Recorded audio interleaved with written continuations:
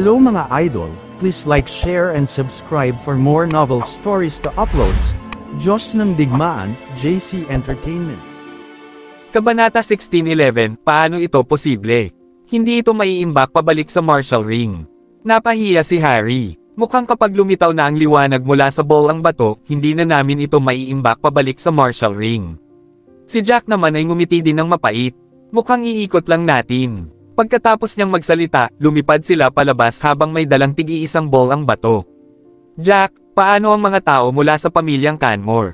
Walang ideya si Nash kung dapat niyang payagan ang mga tao mula sa pamilya Canmore na pumasok. Marami sa mga Panginoon mula sa pamilyang puti ay nasa labas at sila ay nasa langit, inaasikaso ang utos. Obviously, hindi pinapasok ang mga miyembro ng ibang puwersa nang walang pahintulot mula kay Nash at Jack. Higit pa rito, ang ilan sa mga puwersa ay nagdala ng napakaraming tao. Hindi lamang nila dinala ang mga nasa tunay na antas ng Diyos kundi pati na rin ang mga nasa antas ng demigod. Naisip ito ni Jack at sinabing, "Wag na, makikita tayong mga kuripot kung hindi natin hahayaang pumasok ang sinuman sa kanila."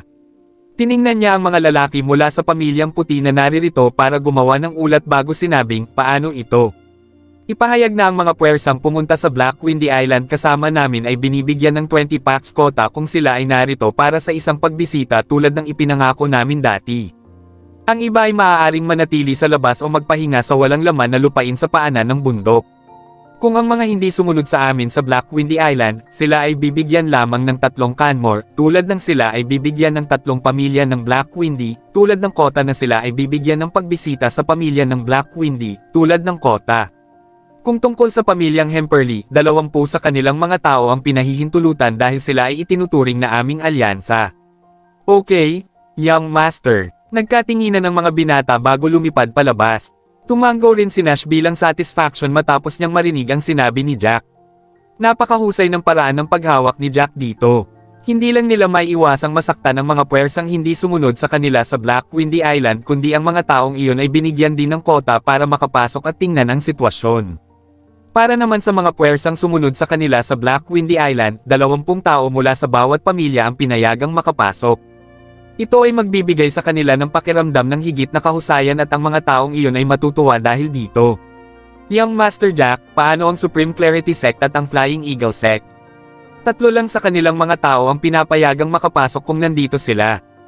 Tungkol naman sa Cloud Sky Sect, sa palagay ko ay hindi sila nang ahas na pumunta. Hindi nagtagal ay may naalala si Titus. Umakyat siya at pinaalalahanan si Jack. Nahihiya si Jack, halos nakalimutan ko na sila. Hindi maglalakas loob na pumunta ang mga taga Cloud Sky Sect dahil maituturing silang suicidal kung lalapit sila. Tungkol naman sa Supreme Clarity Sect at Flying Eagle Sect, tig-iisang stone ball sila. Hinihintay din namin ang stone balls nila dahil mas magandang pag-aralan ang 7 stone balls ng magkasama. It's obviously not be given a 3 packs about that they are capacity, ito. Sa tingin ko mabibigyan natin sila ng kapasidad na 20 tao bawat isa. Ano sa palagay mo? Agad naman itong inirekomenda ni Titus. Tumanggo si Jack. "Sige, Housekeeper Titus, tulungan mo ako sa pag-abiso sa kanila. Talagang hindi magandang ideya na hindi pretuhin ang 2 sinaunang angkan na ito ng pareho sa iba." "Haha, Young Master Jack, masyado kang magalang. Pamilya tayo, walang nakakaabala." Tumawa si Titus habang lumipad palabas patungo sa bakana ng bundok. Hindi niya akalain na ang hindi lehitimong anak ng pamilyang puti na hinahanap nila ng kanyang apo, si Beth, ay lalago ng husto sa maikling panahon. Ngayon, kahit na ang mga miyembro ng iba pang mga sinaunang angkan ay kailangang bigyang pansin ang ekspresyon ng mukha ni Jack kapag sila ay nagsalita. Hindi nagtagal ay lumipad ang mga kabataang iyon at tumingin sa Panginoon ng pamilya Canmore. "Master Zachary, ang aming young master ay nag-utos na. Ang iyong mga tao ay hindi sumunod sa amin sa Black Windy Island at walang anumang kasunduan sa aming young master kaya hindi ka maituturing na isang palakaibigang alyansa. Ang iyong mga tao ay bumaba ng bundok o magpahinga sa plaza doon. Gayunpaman, dahil narito ka upang bisitahin kami, papayagan namin ang 3 tao na pumasok at tingnan." Ang pang-4 na elder, na nakatayo roon upang panatilihin ang kaayusan, ay nakangiti ring sinabi, "Tama. Dahil nandito lang kayo para bumisita, hindi na kailangan ng napakaraming tao para makapasok." Kabanata 1612. Matapos marinig ito, ang mga miyembro ng pamilya Canmore ay napahiya habang ang kanilang mga puso ay puno ng panghihinayang. Kung pipiliin nilang maging kaibigan ng pamilyang puti at sinundan sila sa isla ng itim na maangin, nakapasok sana sila sa magagandang aklat ng pamilyang puti. Kung gayon ay hindi sila tretuhin ng iba. Gayunpaman, ang pamilyang White ay sapat na mabait upang payagan ang tatlo sa kanilang mga miyembro ng pamilya na pumasok at mag-obserba. Wala silang magagawa kahit na hindi sila pagbigyan ng pamilyang puti at hilingin na umalis sila. Pagkatapos ng lahat, alam nila ang tungkol sa malakas na kapangyarihang panlaban na may kakayahang lipulin ang apat na pamilya. Ang pinakamahalagang punto ay ang pamilyang puti ay hindi nakaranas ng anumang malaking pagkatalo sa labanang iyon. Salamat, salamat. Kami ay nasisiyahan na ang tatlo sa aming mga tao ay pinapayagang makapasok. Hindi nagtagal ay lumitaw ang pahiwatig ng isang ngiti sa mukha ni Master Zachary. Pinag-isipan niya ito at sinabi, paano ito? Papasok ako kasama ang unang elder at pangalawang elder. Ang iba ay maghintay na lang sa bakanting lupain sa ibaba ng bundok. Oo, family master. Agad namang pinamunuan ng iba ang kanilang mga tao at lumipad palayo. Alam nilang tatlo lang ang masters ng pamilya nila sa peak stage ng True God level kaya mas maganda kung sabay silang tatlo na pumasok. Habang naghahanda ang mga miyembro ng pamilyang Canmore na pumasok sa pamilyang puti, isang malaking grupo ng mga miyembro ng pamilya Cabello ang sumugod din.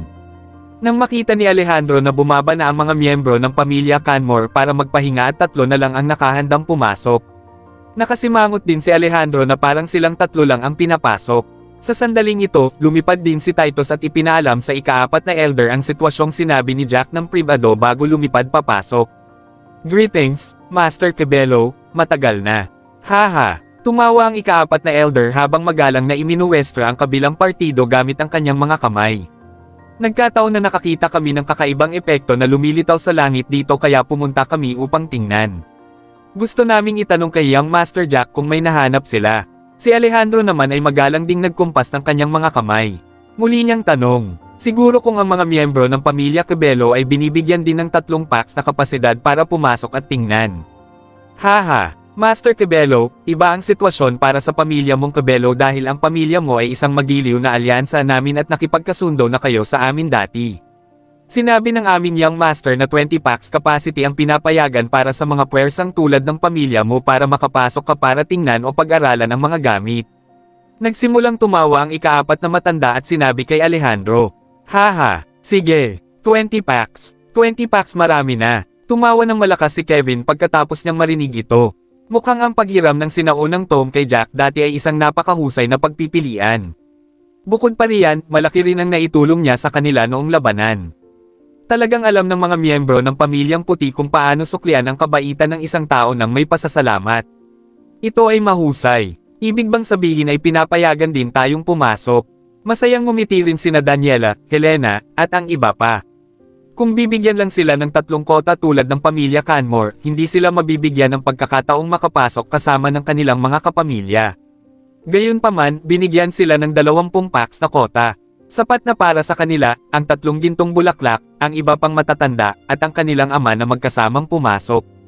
Magandang binata si Jack. Kabanata 16:13. Si Alejandro ay may mapagmataas na ekspresyon sa kanyang mukha nang bigla niyang naramdaman na siya ay isang buong antas na mas mahusay kaysa sa mga Zachary. Agad siyang nagsimulang pumili ng mga taong sasamahan niya. Pagkatapos niyang pumili, hiniling niya sa iba na magpahinga sa bakanting espasyo sa ibaba ng bundok. Labis na inggit ang mga miyembro ng pamilya Canmore nang makita nilang 20 packs ang kota ng pamilya Cabello. Hindi nagtagal ay dumating din ang mga miyembro ng pamilya Hemperly. Natuwa rin sila nang malaman nilang 20 sa kanilang mga tao ang pinayagan ding makapasok. Parami ng paraming puwersa ang dumating. Ang pangalawa o pangatlong klase ng mga aristokratikong pamilya na sumunod sa pamilyang Hunt sa Bright Snow Mountain ay nagsisi sa kanilang desisyon nang malaman nilang 3 packs na kapasidad lamang ang ibinigay sa kanila. Tulad ng para sa mga puwersang sumunod sa pamilyang puti patungo sa Black Windy Island, agad nilang naramdaman na sila ay nasa mas mataas na posisyon kaysa sa ibang mga puwersa nang malaman nilang mayroon silang 20 katao na kapasidad. Sa sandaling ito, maraming tao ang nakatayo sa tuktok ng bundok na may kalayuan at tinitingnan ang sitwasyon sa White Residence. Ang mga ito ay walang iba kundi ang mga tao mula sa Cloud Sky Sect. Mayroong 5 sinag ng liwanag ngayon. Mukhang nagmula ang mga ilaw na ito sa mga bolang bato. Gayunpaman, wala akong nakikitang lumilipad patungo sa mga sinag ng liwanag. Nangangahulugan ito na ang mga sinag ng liwanag na ito ay hindi kayang tulungan ang isang tao na makalusot sa pinakamataas na antas ng Diyos. Dahan-dahang nahulaan ni Joel pagkatapos ng ilang oras na pagmasdan. Sabi ni Lily, na nasa tabi ni Joel, may isang stone ball para sa bawat delikadong lugar. Mukhang 7 sinag ng liwanag sa dulo. Mukhang wala pa ang mga tao mula sa Supreme Clarity Sect at Flying Eagle Sect pero sa tingin ko ay malapit na silang dumating. Sa kasamaang palad, nabigo kaming maaga ang alinman sa mga bolang bato. Kung hindi, papayagan kami na pumunta at ang mga miyembro ng Pamilyang Puti ay nanabik na makuha namin ang bolang bato upang makapag-aral kami ng magkasama. Ikinulong ni Joel ang kanyang mga kamay sa mga kamao at sinabing masama ang loob. Lahat ito ay dahil sa mga tao mula sa Divine King Sect. Kasuklam-suklam sila dahil palihim silang pumunta sa 3 sa mga mapanganib na lugar bago ang lahat at kumuha ng 3 bolang bato. Kung pumunta sila sa isang lugar na hindi gaanong mapanganib at iniwan ang isa para sa atin, wala tayo sa ganoong posisyon ngayon. Hindi tayo mawawalan ng mga pagpipilian at makatingin lamang sa malayo habang pinag-aaralan ng iba ang mga bagay sa loob. Tama. Magiging mahirap kung ang mga tao sa loob ay magtagumpay sa pinakamataas na antas ng Diyos pagkatapos nilang matagumpay na matapos ang kanilang pagsasaliksik. Wala tayong anumang paraan para sumugod sa ngayon dahil marami sa mga puwersa ang sumusunod sa mga salita ni Jack. Kung magkasama silang nagsasaliksik sa mga bolang bato sa sandaling ito, ang mga puwersang nagmamay-ari ng bolang bato ay tiyak na tatayo sa iisang harapan.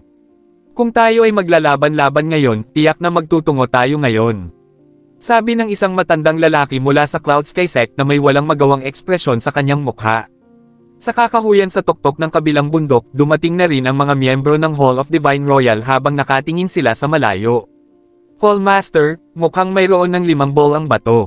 Kung ganoon, magkakaroon ng 2 pang bola at 7 sinag ng ilaw ang lilito. Tumingin si Elder Mosley sa harap at sinabi pagkatapos niyang isipin ito. Dapat ba tayong magpadala ng isang tao upang magtagal sa iba pang mga puwersa at tingnan kung may malalaman tayong anumang balita? We shall wait here and see how it goes. Yung iba nasa labas at hindi rin nila alam kung ano ang sitwasyon sa loob. We shall stay here and see how it goes. Naisip ito ni Matthew at sa wakas ay nagpasya. Sa sandaling ito, makikita ang isang grupo ng mga tao na lumilipad patungo sa White Residence mula sa malayo. Narito ang mga miyembro ng Supreme Clarity Sect. Bulalas ng ilang tao pagkatapos nilang tingnang mabuti. Kabanata 16:14. Ang mga miyembro ng Supreme Clarity Sect ay agad na nagtanong tungkol sa sitwasyon sa loob pagkarating nila. Gayunpaman, malinaw na hindi sila makakakuha ng anumang balita mula sa pang-4 na elder. Sa huli, nakahanap din ng lugar na pahingahan ang mga miyembro ng Supreme Clarity Sect. Para naman sa kanilang Sect Master, siya at ang 19 na Panginoon na may mataas na husay sa pakikipaglaban ay dahan-dahang naglakad patungo sa isang bulwagan sa harapan nila. Ano ang sitwasyon ngayon? Ang Sect Master ng Supreme Clarity Sect ay agad na nagtanong pagkatapos niyang tingnan kung ano ang nangyayari at ang kanyang mga mata ay puno ng pag-asa. Haha, kanina pa namin ito tinitingnan pero wala kaming napagtanto. Hinawakan namin ang mga sinag ng liwanag na ito gamit ang aming mga kamay at karaniwan lang silang sinag ng liwanag. Hindi namin maitataas ang aming lakas sa pakikipaglaban sa pamamagitan ng mga sinag ng mga ilaw na ito. Tumawa si Harry at sinabi sa Sect Master ng Supreme Clarity Sect, si Oriole. Sabi naman ni Jack, hinihintay ka namin ngayon at gusto naming malaman kung may mangyayari pa pagkatapos ng 7 bolang bato. Bukod sa inyo, hinihintay din namin ang mga miyembro ng Flying Eagle Sect. Paano lumabas ang liwanag mula sa mga bolang bato? Hindi nagatubili si Oriole at nagtatakang nagtanong pagkatapos niyang tingnan ang mga bolang bato na ito. Hindi nagtagal ay ipinaalam sa kanila ni Jack at ng iba pa ang tungkol sa mga partikular na hakbang. Ang isang sinag ng liwanag sa lalong madaling panahon ay lumitaw sa linya ng paningin ng lahat ng naruroon. Mayroong 6 na sinag ng liwanag ngayon. Natuklasan ba ninyo na may kaunting pagbabago sa mga sinag ng mga ilaw na ito at iba na sila ngayon? Hindi nagtagal, may nakadiscover ng ilang abnormalidad at agad na nagsabi. Oo, kung hindi natin titingnang mabuti, hindi natin malalaman ang pagbabago-bago. Siguro kung mas malaking pagbabago ang mangyayari pagkatapos ng huling stone ball na umilo. Tuwang-tuwa din si Nash. Dahil mayroon ng ilang mga reaksyon pagkatapos lumitaw ang sinag ng liwanag mula sa ika-6 na bolang bato. Ang lahat ay nagsimulang umasa sa pagdating ng huling bolang bato. Dumating ang Sect Master ng Flying Eagle Sect kasama ang mga miyembro ng kanilang sinaunang clan. Habang hinihintay ito ng lahat, ang boses ng isang lalaki mula sa Pamilyang Puti ay maririnig sa pasukan. Paano ka matutulungan ng pancake na palagwin ang negosyo mo? Ang lunas na ito ay nakakapatay ng mga parasite sa 24 na oras. Isulat ang recipe. Di nagtagal, sa ilalim ng umaasang mga mata ng karamihan, dahan-dahang pumasok si Griffin kasama ang 19 na master mula sa kanilang sinaunang angkan. Natuklasan ko na parang may kakaiba sa mga light beam dito noong nasa entrance ako kanina lang. Parang may pagbabago. May nagawa ba kayong pag-aralan? Plano kong pumunta sa Divine King Sect para magsaliksik tungkol sa bolang bato. Pero bago dumating ang napagkasunduang oras, nakita ko na ang mga sinag ng liwanag na lumilitaw sa direksyon ng pamilyang puti at doon na nga. Tanong agad ni Griffin sa mga tao pagkapasok niya.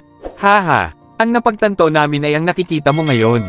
Hinihintay namin na ilabas mo ang bolang bato na kabilang sa Flying Eagle Sect mo ngayon. Tawa ng tawa si Harry. Paano lumitaw ang liwanag na ito? Kayo ay talagang mahusay. Pinag-aaralan namin ito ng napakaraming araw ngunit nabigo kaming makakuha ng anumang palatandaan. Nagsimulang ngumiti ng mapait si Griffin. Haha, salamat lahat ito kina Young Master White at Young Master Hemperly. Sila ang nakatuklas nito. Tumawa si Harry bago sinabi kay Griffin ang mga hakbang ng detalyado. Agad na kinuha ni Griffin ang kanyang batong bola at inilagay ito sa tabi ng iba pang mga bola. Pagkatapos ay isinaaktibo niya ang kanyang chi at sinimulang proactive na iturok ang kanyang chi sa bolang bato na nakuha niya. Habang lumilipis ang panahon, lalong kinakabahan ang lahat. Ang dahilan ay, iba ang nangyari pagkatapos lumitaw ang ika-6 na sinag ng mga ilaw. Wala silang ideya kung ano ang magiging sitwasyon pagkatapos lumitaw ang huling sinag ng liwanag at kung may ibang mangyayari. Kabanata 16:15. Sana, magkaroon ng ilang uri ng pahiwatig na magbibigay daan sa atin na direktang makapasok sa pinakamataas na antas ng Diyos. Kahit na ang Sect Master ng Supreme Clarity Sect ay hindi napigilan na kulutin ng mahigpit ang kanyang mga kamao. Bilang isang superior Sect Master ng isang sinaunang clan, palagi siyang determinado kahit gaano pa kaseryoso ang usapin. Gayunpaman, talagang kinakabahan siya sa pagkakataong ito. Sa wakas, lumitaw ang isa pang sinag ng liwanag at lahat ng 7 sinag ng mga ilaw na may iba't ibang kulay ay mukhang napakaganda habang sila ay sumugod sa kalangitan. May 7 beam. Maraming tao sa labas ng bulwagan ang nakasaksi sa eksena. Agad namang tumayo ang mga nakahiga sa sahig. Kahit na wala silang ideya kung ano ang nangyayari sa loob ng bulwagan, ang kanilang mga puso ay napuno ng alinman sa pag-asa o haka-haka. May 7 sinag ng liwanag. Sa malayong tuktok ng bundok, ang mga miyembro mula sa Cloud Sky Sect at Hall of Divine Royal ay nakaramdam ng hatik sa kanilang mga puso. Gayunpaman, walang nang ahas na kumilos dahil wala silang ideya kung ano ang sitwasyon sa loob. Mayroong 7 sinag ng liwanag at ang pagbabago-bago ay mas malakas. Gayunpaman, parang walang espesyal na nangyayari. Sa malaking meeting hall, lahat ay nakatingin sa 7 bolang bato sa harapan nila. Para silang natakot na may mabitawan na mahalagang bagay mula sa mga bolang bato sa susunod na segundo at aagawin ito ng isang tao kung maabala sila sa isang segundo. Ang mga sinag ng mga ilaw ay humuhuni at sa huli, nagtipon. Anong nangyayari? Sa sandaling ito, naramdaman ng unang elder ng pamilya Cabello ang malakas na pagsipsip na humihila sa martial ring na nasa kanyang daliri. Mukhang interesado ang mga ilaw na ito sa aking martial ring. Napatingin si Kevin sa martial ring niya at kitang-kita niya na lalong lumakas ang engravivity. Labis din siyang kinakabahan ng mga sandaling iyon at hindi alam ang gagawin. Parang walang espesyal sa martial ring mo. Bakit naaakit sa martial ring mo? Napakunot ang noo ni Alejandro na parehas na naguguluhan. Tanggalin mo na ang martial ring mo at baka lumakad ka papunta sa engravive force. O baka may bagay sa martial ring mo na naaakit nitong 7 bolang bato. Bakit hindi mo ilabas lahat ng gamit sa loob ng martial ring? Napaisip muna si Jack bago nagsuggest kay Kevin. Sige, si Kevin ay labis na kinabahan dahil ang hindi kilala ay natatakot at wala siyang ideya kung ano ang susunod na mangyayari. Agad niyang binago ang kanyang iniisip at pinalipad palabas ang lahat ng gamit sa kanyang martial ring pagkatapos niyang magsalita. Sa susunod na sandali, ang lahat ng iba pang mga bagay ay nahulog sa lupa at ang martial ring ay hindi na hinihigop ng kakaibang kapangyarihan. Tanging ang sinaunang tomo ang lumipad at dumiretso sa sinag ng mga ilaw. Iyon ang sinaunang aklat na iyon. Huminga ng malalim si Kevin pagkatapos niyang tingnan. Sa lahat ng oras na ito, palagi niyang nararamdaman na ang sinaunang tome na ito ay may kinalaman sa pagpasok sa pinakamataas na antas ng Diyos dahil nagdala ito ng napakaraming high-level na table tasks, mga remedyo ng tableta, masiglang damo, at iba pa na hindi pa naririnig. Kaya naman, palagi niya itong itinuturing na isang mahalagang bagay. Sa huli, natuklasan niya na ang mga Pahiwatig sa pagpasok sa pinakamataas na antas ng Diyos ay walang kinalaman sa sinaunang tomo. Sa halip, ang 7 bolang bato na natuklasan sa 7 dangers ang nauugnay dito. Gayunpaman, nagulat siya nang matuklasan na ang sinaunang tomo ay hindi pa rin isang simpleng bagay dahil ito ay lubos na konektado sa pinakamataas na antas ng Diyos. Kabanata 16:16. Ito ang sinaunang tome. Ganon din ang pagkagulat ni Jack nang makita ang sitwasyon. Nabasa rin niya ang tome, at kahit na ginugol niya lamang ito ng ilang araw, walang espesyal sa tome maliban sa ilang masiglang damo sa iba.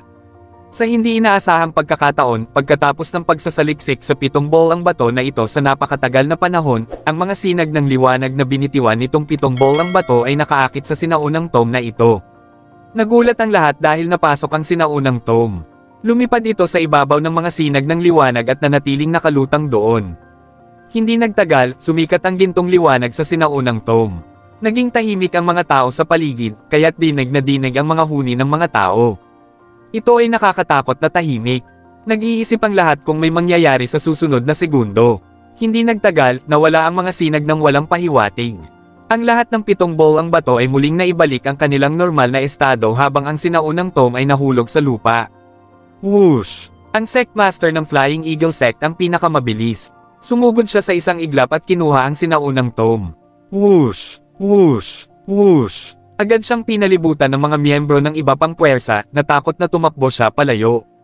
Napangiti ng nakakahiya si Griffin nang mapagtanto ang nangyari. Huwag matakot, lahat. Gusto ko lang tingnan kung may anumang pagbabago sa tome na ito. Haha! Ang sinaunang tome na ito ay pag-aari ko, Master Griffin. Bakit ka dapat mabalisa kung hindi man lang ako nagmamadali? Malamig nang umiti si Kevin habang nagpatuloy, maraming masters mula sa iba't ibang pamilya dito. Sa palagay mo ba ay makakatakas ang mga miyembro ng Flying Eagle sect mo pagkatapos mong kunin ang item na ito? Ikaw at ang iyong mga tao ay maaaring tumakbo kung nangyari ito noong nakaraan, tumakas sa iyong pinakamabilis na bilis, ngunit magiging napakadali kung gusto kaniyang Master Jack na patayin ngayon, tama? Walang hanggal, at alam nilang hindi nasanay si Griffin sa kasalukuyang sitwasyon. Naisip pa rin niya na ang 4 na sinaunang angkan ay nasa mataas pa rin, kaya gusto niyang kunin ang sinaunang tomo at tingnan kung ito ay isang uri ng martial art technique. Kung ito ay isang martial art technique, may posibilidad na ang taong ito ay maaaring makipaglaban kaagad sa 19 na iba pang tao mula sa kanyang sinaunang angkan. Sa kasamaang palad, ang mga bagay ay nagbago mula sa dati. Ngumiti muli si Griffin bago binuksan ang sinaunang libro. Halika, halika, halika, sabay-sabay nating pag-aralan ito. Nagpalitan ng tingin sina Jack, Kevin, at ang iba pa bago sila pumunta sa harap. Nawala ang lahat ng 7 sinag ng liwanag. Hall Master, wala kaming ideya kung ano ang sitwasyon ngayon. Sugod na ba tayo para tingnan? Mungkahi ng isang matandang lalaki mula sa Hall of Divine Royal hanggang kay Matthew matapos mawala ang lahat ng 7 sinag ng liwanag. Kung mayroong ilang mahahalagang bagay.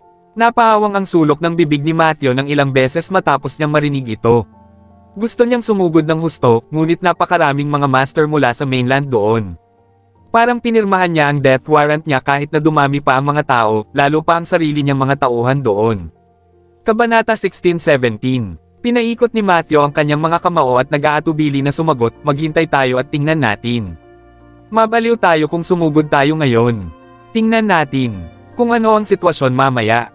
Katulad nito, si Joel at ang iba pa mula sa Cloud Sky Sect ay naguguluhan din dahil wala silang ideya kung ano ang nangyayari sa loob. Gayunpaman, maaari lamang silang maghintay sa standby. Sa kabilang banda, si Jack at ang iba ay nakatitig sa sinaunang tomo habang sinimulan nila itong basahin. Ang mga remedyo ng tableta at impormasyon tungkol sa mga table tasks ay nawala. Matapos baklatin ang ilang pahina ng sinaunang libro, isang nagulat na ekspresyon ang nakasulat sa buong mukha ni Kevin. Pagkatapos ay nagpatuloy siya sa pagsasabi, ano ang nakasulat dito? Nagsimulang tumingin ang lahat dito, at lahat sila ay mukhang nagulat pagkatapos nilang suriin ito. Mahal ko, naitala sa librong ito na maraming chi sa mundong ito maraming taon na ang nakalilipas, at marami ang nakalusot sa sukdulang antas ng Diyos. Nagkaroon pa nga ng isa pang antas ng kahusayan sa pakikipaglaban at kilala bilang antas na tumatagos sa kaluluwa. Parehong nahahati sa 9 na baitang ang Ultimate God at Soul Penetrating level, mula una hanggang ika-9 na baitang. Higit pa rito, ang mga tao sa pinakamataas na antas ng Diyos ay maaaring mabuhay ng hanggang sa 200 taon habang ang tao sa antas na tumatagos sa kaluluwa ay maaaring mabuhay ng hanggang 500 taon. Huminga ng malalim si Kevin nang mabasa niya ito at labis na namangha. Diyos ko, ang pinakamataas na antas ng Diyos ay dapat na nakakatakot. Anong uri ng pag-iral ang magiging antas ng pagtagos ng kaluluwa? Bukod doon, ang isang tao na nasa antas ng pagtagos ng kaluluwa ay maaaring mabuhay ng 500 taon. O Diyos ko, 500 taon. Isang matandang lalaki na may puting buhok mula sa Tudor family. Sa sobrang tuwa ay namula ang mata niya. Kung siya ay bibigyan ng pagkakataon na maabot ang pinakamataas na antas ng Diyos o makamit ang antas ng pagtagos ng kaluluwa, maaari siyang mabuhay ng hindi bababa sa 400 taon. Ang pag-iisip tungkol dito ay napuno siya ng pag-asa. Siya ay 70 taong gulang na, at kung hindi siya makalusot, kamatayan na lamang ang natitira sa kanya sa kabila ng maayos na kalusugan. Hindi na siya mabubuhay ng matagal. Pagkatapos niyang mapabuntong hininga sa kilig ay agad niyang sinabi kay Jackie at sa iba pa, mga boss, tingnan niyo naman agad kung ano ang nakasulat sa likod. May iba pa bang galing sa pakikipaglaban? Mapait na ngumiti si Jackie bago niya ipinagpatuloy ang pag-flip ng tome. Pagkaraan ng ilang sandali, sinabi niya, sa palagay ko, ang chi sa mundong ito ay maaaring ilang beses na mas marami sa nakaraan kumpara sa kung paano ito kasalukuyang. Mula sa mga talaan, marami na ang nakapasok sa antas ng pagtagos ng kaluluwa, ngunit upang makapasok sa antas ng pagtagos ng kaluluwa, ang isang tao ay nangangailangan ng maraming chi. Kailangan nila ng mga pangatlong baitang na pills o pang-apat na baitang espiritual na damo upang magbigay ng sapat na antas ng chi upang matulungan silang makapasok sa antas ng chi. Kung ganoon nga ang kaso, ang ating lupa ay nagkaroon ng ikatlo at ikaapat na baitang masiglang damo maraming taon na ang nakalilipas. Dapat ay marami rin ang mga ganoong bagay. Kung hindi, paanong maraming tao ang makakapasok sa antas ng pagpasok ng kaluluwa? Bulalas ng matanda sa paliwanag ni Jack. Sumimangot din si Melody Lawson, at nagtatakang nagtanong, gayunpaman, nasaan ang mga masters na iyon mula sa mga taon na ang nakakaraan? Namatay na ba silang lahat? Bakit hindi man lang natin makita ang 3rd grade spirited grass, lalo na ang 4th grade spirited grass? Kung ang mga nasa soul penetration level ay namatay na pagkatapos ng kanilang oras, nangangahulugan ba ito na ito ay 500 taon na ang nakalipas? Oo, dahil sa hindi malamang dahilan, ang chi ng mundong ito ay hamina, at hindi alam kung saan nagpunta ang mga tinatawag na masters. Nagsuot ng solemn na ekspresyon si Jack. Paano sa likod? May nakasulat ba sa likod? Udyok ng usiserong Titus kay Jack at sa iba pa. Lahat sila gustong malaman kung ano ang nangyari. Saan nagpunta ang mga naunang masters na iyon? Magkakaroon pa ba sila ng pagkakataong makalusot sa ultimate god level? Muling tumingin si Jack at sinabi ng mga record dito na ang ating mga tao ay inabandona ng iba sa hindi malamang dahilan. Ang mga masters na iyon na pumasok sa tinatawag na soul-penetrating realm ay nawala sa loob ng maikling panahon. Gayunpaman, nakita ng ilang tao na ang ilan sa mga masters sa soul-penetrating level ay pumunta sa direksyon ng Misty Forest. Kabanata 16:18. Mahamog na kagubatan. Maraming tao ang natarante nang marinig nila ang termino. Ang Misty Forest ay isang napaka-misteryosong lugar, at kahit na hindi ito lubhang mapanganib, maraming tao ang nabigong lumabas pagkatapos pumasok sa kagubatan. Habang lumalalim sila sa kagubatan, mas mahirap ditong makatakas. Higit sa lahat, imposible ang paglipad pagkatapos makarating sa mas malalalim na bahagi ng Misty Forest. Ang puwersa ng gravitational sa lugar ay malinaw na naiiba sa labas ng mundo. Habang ang kanyang ekspresyon ay nanghina at nagdilim, lumingon siya kay Jack at nagtapat, si Lance at ang iba ay pumunta sa Misty Forest. Magulo pa rin ang nararamdaman niya kay Lance. Kung tutusin, nahihiya siya sa ginawa ni Lily, at pinarusahan din niya si Lily. Sa hindi inaasahan, si Lily ay nanatiling hindi nagsisisi at nakipagtulungan sa pamilya Lagorio upang labanan ang pamilyang puti. Ito ang dahilan kung bakit hindi na umiral ang pamilya Lagorio. Gayunpaman, walang ideya si Lance sa nangyari noon, at hindi niya alam ang buong kwento, kaya hindi kinasusuklaman ni Nash si Lance. Siyempre, tuluyan nang nawala si Lance at ang mga galing sa ibang pamilya pagkatapos nilang pumunta sa Misty Forest. Malaki ang posibilidad na matagal na silang namatay sa loob.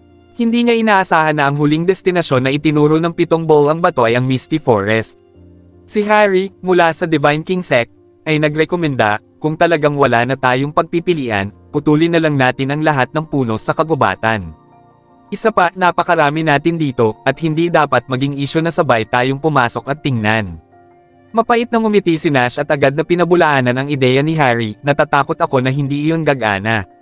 Alam ng lahat na ang mga puno sa Misty Forest ay sinaunang at napakalalaki. Hindi ganoon kadaling putulin ang alinman sa mga puno. Ang pinakamahalagang punto ay ang kagubatan na ito ay napakalaki, at kahit na ang mga tao mula sa aming mga puwersa ay pumasok sa kagubatan, ito ay magiging tulad ng paghahagis ng bato sa dagat. Ang pinakamahalagang punto ay hindi ang mga punong iyon mula sa Misty Forest, ito ay ang ambon. Habang lumalalim ka, mas magiging mahirap na maglakad papunta sa lugar. Kung hindi mo sinasadyang naligaw ng landas, hindi ka makakalabas. Sumimangot din si Titus at bumungad sa kanyang mukha ang madilim na ekspresyon. Habang naiisip niya, sinabi ni Paul kay Jack at sa iba pa, tingnan natin ang likod na bahagi, hindi ba? Ipinagpatuloy din ni Jack ang pag-flip ng Ancient Tome. Huminga siya ng malalim bago siya muling nagsalita, sinasabi rito na may isang absolute master na lumitaw dito at naiwan sa kanyang ama ang martial art technique para sa pagsasanay. Pinangunahan niya ang maraming tao na makapasok sa Ultimate God level, at may mga tao pang ang nakapasok sa Soul Penetration level. Sa huli, tinipon niya ang lahat ng 7 bolang bato ayon sa mga pahiwatig, at nakita niyang iniwan siya ng kanyang ama, inilabas ang bolang bato. Natuwa si Oreo sa narinig. Ito ay mahusay. Mukhang ang mga master sa nakaraan ay napilitang umalis sa lugar na ito at nagtungo sa isang lugar na kilala bilang sagradong lugar ng magkasama sa hindi malamang dahilan. Ang sagradong lupang ito ay dapat kung saan nagpunta ang mga master na iyon, at tiyak na ito ay mas mahusay kaysa sa lugar na ito.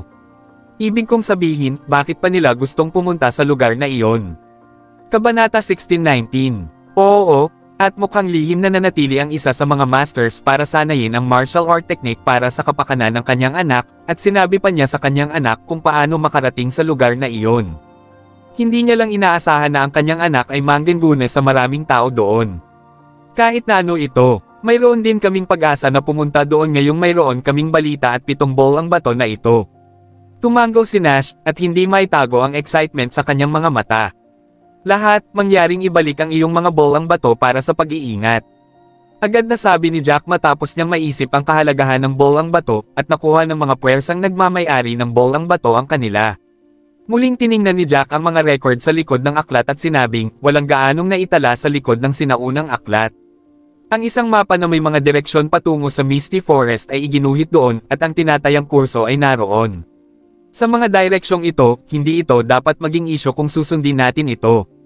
Haha, this is great. Kailan tayo aalis? Kaya na, tutal, dinala ko na lahat ng miyembro ng pamilya ko na nasa demigod level. Bakit hindi tayo pumunta ngayon dahil nandito na ang lahat ng mas malalaking puwersa? Ang Panginoon ng pamilya ng isa sa mga pangalawang klaseng maharlikang pamilya, na nakipagkasundo kay Jack at sa iba pa, ay gustong umalis kaagad sa kanyang pagmamadali. Sobrang biglaan. Bukod doon, maraming puwersa o casual trainer ang sumugod dito para manood, katwiran ni Jack. Bukod doon, ang mga miyembro ng Cloud Sky Sect ay tiyak na nagtatago sa isang lugar doon at gustong tingnan ang sitwasyon dito. Kung tutusin, ang mga taong naruroon ay hindi lamang ang nakakita sa mga sinag ng liwanag na iyon. Makikinig kami sa mungkahi mo, Young Master Jack. Bukod doon, naniniwala kami na hindi mo kami iiwan at hindi mo kami papansinin. Mangyaring sabihin sa amin kung ano ang gagawin, at susundin namin ang iyong mga tagubilin, malalim na tugon ng family master mula sa isang pangalawang klaseng aristokratikong pamilya. Pagkatapos ng lahat, sinundan nila ang pamilyang puti sa Black Windy Island dati, at nakipagkasundo si Jack sa lahat bago sila pumasok sa isla. Sa kanilang nakita, si Jack ay isang napaka-maaasahang tao dahil pinayagan niya silang pumasok, mag-observe, at mag-analyze ng mga bagay ng magkasama. Binigyan pa niya sila ng tig 20 packs capacity, at pinatunayan nito na si Jack ay isang taong tumyupad sa kanyang pangako. Oo, Young Master Jack. Ibigay mo sa amin ang iyong order, at makikinig kami sa iyo. Lahat ng miyembro ng third class na aristokratikong pamilya ay tumingin kay Jack bilang kanilang mga pinuno. Naging sanhi ito upang ang mga miyembro ng lahat ng 3 sinaunang angkan na naruroon ay nagningning sa kahihiyan. Paano ito, biglaan ang lahat, at nagmamadali din akong tingnan ang tinatawag na sagradong lugar. Pagkatapos nating lumabas, huwag na nating pag-usapan ang sitwasyon dito at sabihin na lang na wala tayong natuklasan. Aalis na ang mga casual trainer at ang mga manunood.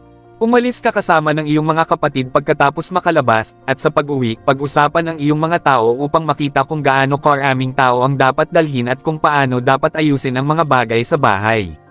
Tandaan na magpaalam sa mga miyembro ng iyong pamilya, walang nakakaalam kung ano ang mangyayari kapag nakarating na tayo doon. Walang nakakaalam kung makakalusot tayo sa pinakamataas na antas ng Diyos, tama. Magmumungkahi tayo sa labas ng Misty Forest pagkatapos ng 1 linggo, at magmumungkahi na magkasama tayo sa labas ng Misty Forest mamaya 1 linggo, karamihan ng tao. Sige, napagpasyahan na. Bumalik na tayong lahat, at aalis tayong lahat pagkatapos ng 1 linggo. Maghintay tayong lahat sa labas ng kagubatan at sabay tayong pumasok sa Misty Forest kapag nakarating na ang lahat. Susundan natin ang mga direksyon sa mapa at patango sa sagradong lugar. Tumango si Harry habang nagsasalita, at sumang-ayon din ang lahat. Kabanata 16:20. Dahil sinabi ito ni Harry, natural na walang komento sina Oriole at Griffin at sumang-ayon sila. Maya-maya, sunod-sunod na lumabas ang mga masters sa hall. Ang mga naghihintay sa labas ay kanina pa naghihintay, at lahat sila ay gustong malaman kung ano ang nangyari sa loob. Nais pa nilang malaman kung may nakalusot sa pinakahuling antas ng Diyos o nakahanap ng mga pahiwatig tungkol sa pinakamataas na antas ng Diyos. Pavilion Master, kumusta ito? Paano ito? Nakalusot na ba kayo? Pavilion Master, nakatanggap ka na ba ng balita tungkol sa Ultimate God level? Mayroon bang mga kapakipakinabang na pahiwatig? Nakikita ko na lahat kayo ay may mga ngiti sa iyong mga mukha, kaya tiyak na may magandang balita, oo. Ang mga miyembro ng Pavilion of Kings and Gods na hindi sumunod sa kanila sa loob ay agad na naglakad at nagtanong ng may pinanibik nang makita ang kanilang mga miyembro na lumabas. Family Master, paano nangyari ito? Tuwang-tuwa rin ang mga miyembro ng pamilya Cabello habang napuno ng pag-asa ang kanilang mga mata. Tumingin si Alejandro sa mga tao at sinabing, walang lumabas mula sa pananaliksik. Mag-usap pa tayo kapag bumalik tayo. Ano, wala kang natutunan kahit na pagkatapos ng lahat ng iyon. Nalungkot ang mga miyembro ng pamilya Cabello matapos nilang marinig ito. Kung nabigo silang matuto ng anuman pagkatapos pagsamahin ang lahat ng 7 bolang bato para sa pagsasaliksik, mas magiging mahirap sa hinaharap na matuto ng anuman. Halika, bumalik tayo sa ngayon. Tumingin si Alejandro sa malayo at napansin ang ilang puwersa na dumating upang tingnan pagkatapos nilang makita ang heteromorphism kung nasaan sila. Tama si Jack, pinakamabuting subukan nilang panatilihing mababa ang profile tungkol sa nangyari. Dapat silang umalis sa lugar na ito at gumawa ng mga pagsasaayos sa bilang ng mga tao sa bahay. Ang 1 linggo ay dapat sapat upang gawin ang mga kinakailangang pagsasaayos. Pinag-isipan ito ni Paul at sinabi kay Darcy, pare, pwede na kayong bumalik para mag-ayos muna. Mananatili ako sa White Family kasama ang 3rd elder natin, at susundan ko si Young Master Jack mamaya. Hindi na kami makakabalik na kasama ka dahil natatakot ako na ang mga puwersang walang bolang bato, tulad ng Cloud Sky Sect at iba pa, ay mag-iisip ng maingat na plano para mapagtagumpayan tayo. Alam kong nasa White Family pa rin ako kasama ang 3rd elder natin. Tama ka, mas mabuti kung ikaw at ang mga matatanda ay hindi na bumalik. Aalis tayo, pagkatapos. Tumango si Darcy at hindi nagtagal ay umalis kasama ang kanyang mga tao. Ang mga miyembro ng iba pang mga sinaunang angkan at pamilya ay umalis kaagad kasama ang kanilang mga tao. Ang ilang miyembro ng pamilya ay sadyang umiling at bumaantong hininga ng malakas habang sinasabing wala silang napagtanto. Parang hindi sila narinig. Nang mga sandaling iyon, nakasimangot si Joel at ang iba na kanina pa naghihintay sa kabilang bundok. Nagtataka ako kung ano ang sitwasyon. Bakit nagsisimulang umalis ang mga taong ito? Medyo nag-aalala si Lily habang nakatingin sa harapan nila. Natatakot siya na ang isang tao mula sa pamilyang puti ay nakalusot na sa pinakamataas na antas ng Diyos. Pagpasensyahan mo na, nagpadala na ako ng ilang tao na nagpapanggap ng mga casual na tagapagsanay doon. Babalik sila sa ilang sandali. Si Joel ay labis na nababalisa, ngunit wala na silang magagawa. Kaya lang nila, maghintay ng tahimik. Pagkaraan ng ilang oras, lumipad pabalik ang 2 tao. How was it? May clues ba? Anong sabi nila? Si Joel ay nagtanong ng may pinanibik pagkatapos nilang makita ang mga taong iyon na nagbabalik. Please subscribe and hit the notification bell for more novel stories. JC Entertainment.